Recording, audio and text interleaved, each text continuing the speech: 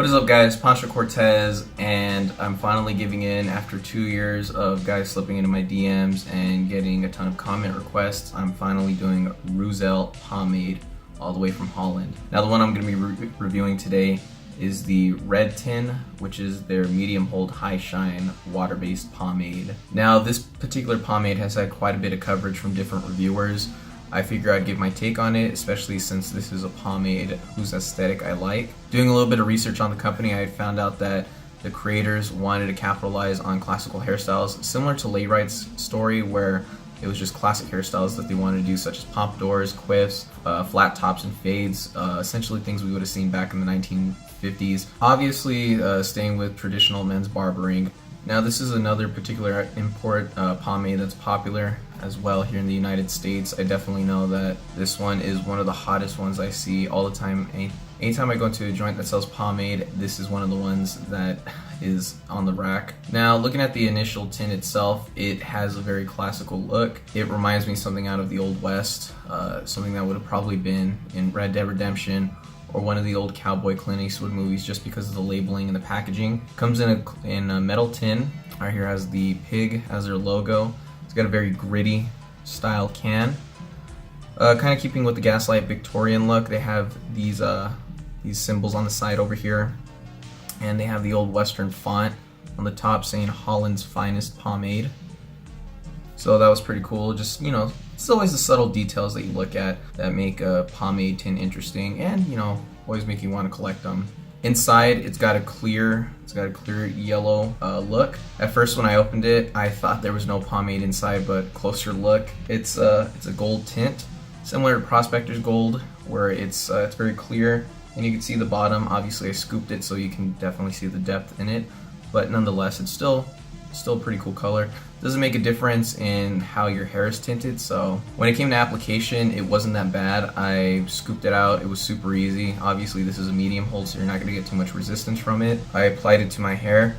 I got a little bit of tug and pull, not too much. I combed it.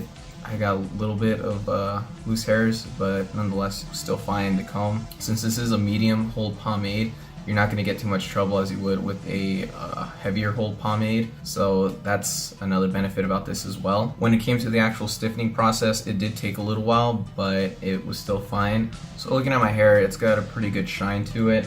I definitely like it for sure. It's not as shiny as an oil-based pomade just because it's a water-based pomade, so it's not going to be as shiny, but it still has a good shine, if you catch my drift. On top of that though, when it came to the actual drying process, though it did take a while, that was actually good because I was able to get a little bit of the loose hairs. What I found with the medium hold water-based pomade is that the difference being is that your hair doesn't get really crunchy and it doesn't dry the hell out of it. So that's one of the positive things about this that I actually liked when working with it. When I applied this in my hair, I put it in dry just because when I do pompadour, I have to blow dry my hair just to get it forming correctly, and it did that properly. This water-based I would definitely recommend for the summer, because once it comes to the summer, if you're wearing an oil-based pomade, it is a terrible idea. So this is definitely one you want to wear when you're out in the heat, just because since it's water-based, you don't have to worry about it melting too much. If it does melt a little bit, just, you know, put a little bit of water and just comb it. But you don't have to constantly worry about combing it every 5 minutes as you would with an oil-based pomade. When it came to the scent / fragrance of it, it was pretty sweet. It almost reminded me of like a candy. It was very edible. I liked it for sure. It wasn't overbearing. It was pretty subtle. And it's one that if people are up close, like they get really close and they smell it, they're gonna definitely like it for sure. This is a pomade scent that isn't gonna repel anyone. And it's pretty much a hole-in-one with this pomade for sure. I liked working with it. It wasn't too bad. It does deliver on its promise of a good hold, and it is perfect for doing classical hairstyles. As you can see, I got that pompadour in, and it was perfect for it. So here's the full thing.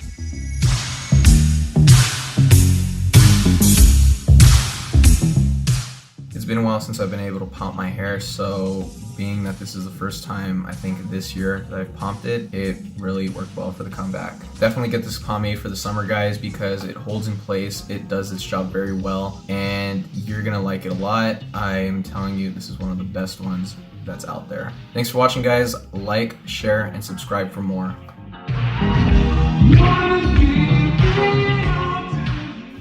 Sanki korku trenindeyim.